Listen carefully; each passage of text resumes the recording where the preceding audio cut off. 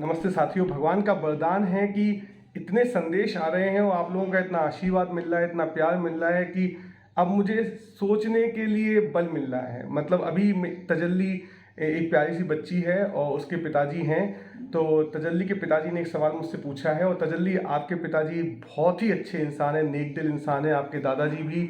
तो आपके पूरे परिवार की प्रेरणा से इस सवाल का जवाब दे रहा हूँ कि शब्द जो होते हैं वो क्या होते हैं और उसको बदलने से जीवन में क्या बदलाव आ सकता है।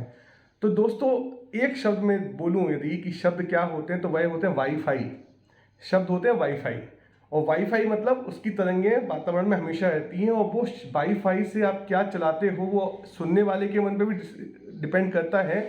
लेकिन वाईफाई किस तरीके के सिग्नल भेज रहा है वह भी बहुत इंपॉर्टेंट है। कुछ वाईफाई के सिग्नल बहुत दूर तक जाते हैं, उसका प्रभाव बहुत पड़ता है, और कुछ वाईफाई 100 मीटर, 200 मीटर, 25 मीटर पे काम करते हैं। तो यदि आपको सैटेलाइट बनना है और ऐसा वाईफाई बनना है जो दुनिया को घेर ले, तो अपने शब्दों पे चिंतन बहुत जरूरी है।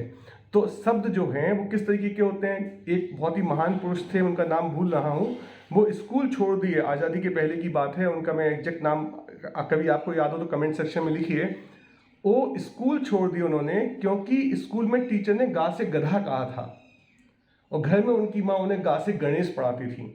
तो जब उन्होंने गा से गधा पढ़ा सुना तो उनको लगा कि यदि मैं इस तरीके का चित्रण अपने दिमाग में कर लूंगा कि गा से गधा, तो गा से कभी गा आवाज सुनने में मुझे गणेश जी के दर्शन नहीं होंगे। तो इस भय से कि भाषा का गलत निरूपण, शब्दों की गलत व्याख्या, और शब्दों की गलत तो नहीं बोलूंगा, शब्दों की थोड़ी निम्न स्तर की व्याख्या जिसकी रेंज वाईफाई की कम होती है, ऐसी व्याख्या खतरनाक है। तो शब्द बदलने का क्या प्रभाव पड़ता है वो आप सबको पता है, क्योंकि जब हम ऐसे व्यक्ति को देखते हैं जो चिल्लाता कम है लेकिन शब्द ऊंची क्वालिटी का बोलता है, उसके काम बहुत सहज हो जाते हैं। तो मेरे घर में भी देखूंगा मैं कि कुछ 3 एग्जाम्पल दूंगा। पहले हम लोग घर में खाना खाते थे, तो एक बार पिताजी ने बोला कि उनका पापा जी ने संन्यास ले रखा है, तो उन्होंने, अगर हमने उनको बोल दिया कि पापा जी खाना खा लीजिए, तो वो उस दिन अन्न त्याग देते हैं, क्योंकि उनके मन में खा लीजिए मतलब जानवर बनने का भाव आ जाता है कि क्या हम जानवर हैं जो खाएंगे। तो हम लोग के घर में जब भी किसी से बात करते हैं तो हमें बोलते हैं भोजन कर लीजिए, और भोजन कर लीजिए का मतलब हमारे मन में ये सिखाया गया है घर में कि भोजन मतलब भजन। तो जब आप भोजन कर रहे होते हैं तो भगवान की ग्रेटिट्यूड देते हैं, भगवान को थैंक यू बोलते हैं, और जिन जीवों का इसमें नाश हो रहा है, ऐसे कई जीव हैं, अनंत जीव जो दिखते नहीं है, उनको सॉरी बोलते हैं, तो भजन हो जाता है, और वो जो भजन होता है वो आनंदित कर देता है। तो खाना एक निम्न श्रेणी का शब्द है, और ये हमारे मन में जो भाव पैदा करता है कि हम जानवर हैं, जबकि भोजन एक उच्च श्रेणी का शब्द है, उसकी रेंज थोड़ी बड़ी होती है। तो जब हम भोजन खाने को भोजन बोलते हैं तो एक शुद्धता महसूस होती है। हर धर्म में अलग अलग शब्द हैं, हर कल्चर में अलग अलग शब्द हैं, वो आप अपने हिसाब से चुन लीजिए, लेकिन शब्दों की क्वालिटी थोड़ा ऊंची बढ़ा दीजिए। तो खाने की जगह भोजन बोलने से बहुत प्रभाव पड़ता है, और भोजन से भी बड़ा एक चीज होता है आहार।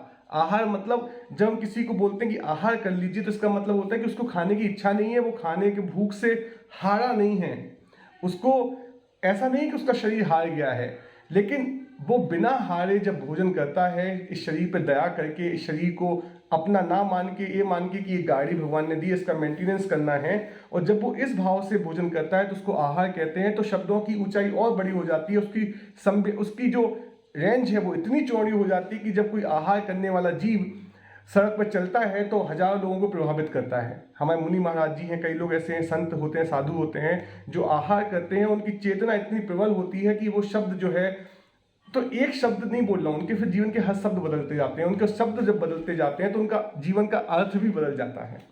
तो शब्दों को बदलने से जीवन का अर्थ बदलना हो तो उच्चतर कोटि के शब्द यूज कीजिए। आज हम FYI, TTYL, ये सब जब बोलते हैं, LOL, ROFL, ये बहुत ही मेरे ख्याल से मैं बोलूँगा कि बहुत ही नीचे कोटि के मीनिंग शेयर करने वाले तरीके हैं।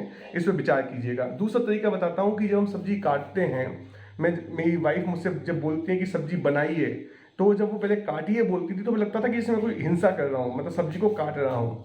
तो हमारे घर में मेरी माता जी, मेरी वाइफ और मेरी सासू माँ और पूरा समाज इतना परिष्कृत भाषा का उपयोग करता है, इतनी शुद्ध भाषा का उपयोग करता है कि हम लोग के समाज में सब्जी काटी नहीं जाती, सब्जी बनाई जाती है। ठीक है। इसी तरीके से यदि आपके घर में कोई चीज़ खत्म हो गई है तो आप ये मत बोलिए जैसे चीनी खत्म हो गई है। तो पहले जमाने में भारतवर्ष में क्या बोलते थे कि चीनी बढ़ा गई है, मतलब चीनी बढ़ा गई है, चीनी और ले आइए। मतलब चीनी बढ़ा गई है मतलब इसका मतलब समझता नहीं था, लेकिन कितना अच्छा शब्द है, चीनी बढ़ा गई है, दाल बढ़ा गई है, रोटी बढ़ा गई है, मतलब खत्म हो गई है, कम हो गई, कम पड़ गई है। लेकिन जो शब्द थे, जो संदेश का सूचक था, वो बढ़ाने वाला था। तो कुछ सबकॉन्शियस माइंड में कुछ ऐसी चीजें होती हैं जो बहुत ही सूक्ष्म शब्दों से संचालित होती हैं, सूक्ष्मता से।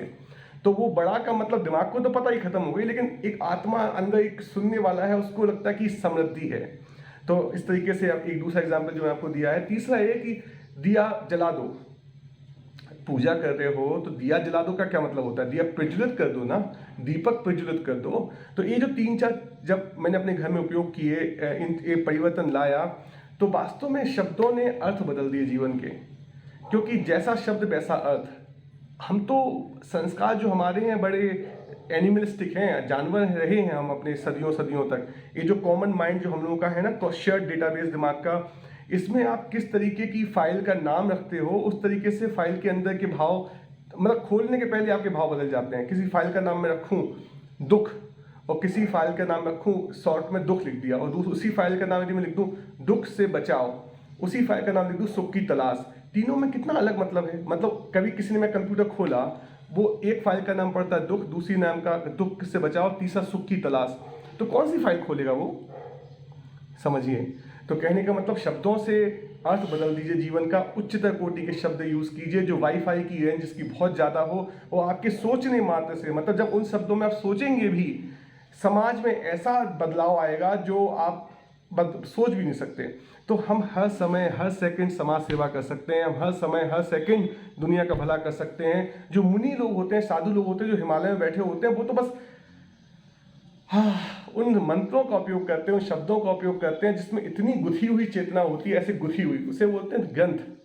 तो ग्रंथ मतलब क्या होता है? ग्रंथ मतलब ग्रंथी होती है जो हमें दर्द देता है, वही ग्रंथ का शब्द किताबें होती हैं, शास्त्र होते हैं, क्योंकि वो गुत्थियों को सुलझाता है। तो हिंदी भाषा, मतलब भाषा वह सबसे अमीर होती है जिसमें एक दो विपरीत चीजों को निरूपण करने के लिए, उनका मतलब समझाने के लिए, यदि आपको एक ही शब्द है उस भाषा में, तो वह सबसे रिच भाषा है। मतलब कल कल कल बीता हुआ कल, आने वाला कल, समझ रहे हैं? अर्थ अर्थ मतलब किस तरीके का आप पैसा को किस तरीके से देखते हैं, जीवन उसी तरीके से आपका जीवन का अर्थ निकलता है। तो कहने का मतलब, हाँ, मैं इस टॉपिक पे इतना बोल सकता हूँ, तजल्ली और आपके पिताजी की प्रेरणा से मैंने आज ये बोला। लेकिन आपके मन में भी आप बहुत अच्छे बच्चे हैं और बहुत बड़े हैं। आपको याद होगा मैंने आपसे कहा था कि 2 नियम जिंदगी में लीजिए, कि दिन में एक काम ऐसा करना है जो आपका मन कह रहा है नहीं करो, आलस में बैठे रहो, लेकिन आप करोगी। और दूसरा काम आपको ऐसा करना है जो सही नहीं है, वो मन बोल रहा है कि करो, वहाँ पे आप अपने आप को रोकोगी।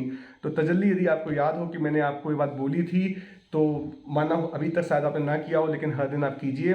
मैं सभी बच्चों से प्रार्थना है, बस दिन में 2 काम जरूर कीजिए। सुबह शाम को सोते समय याद रख लीजिए कि ऐसा मैंने कौन सा काम है जो मुझे मन बोल रहा था कि आलस कर लो, अच्छा काम है, लेकिन मैं नहीं, मतलब मन बोल रहा था कि आराम करो, ये काम अच्छा है लेकिन तुम आराम करो, लेकिन मैंने किया।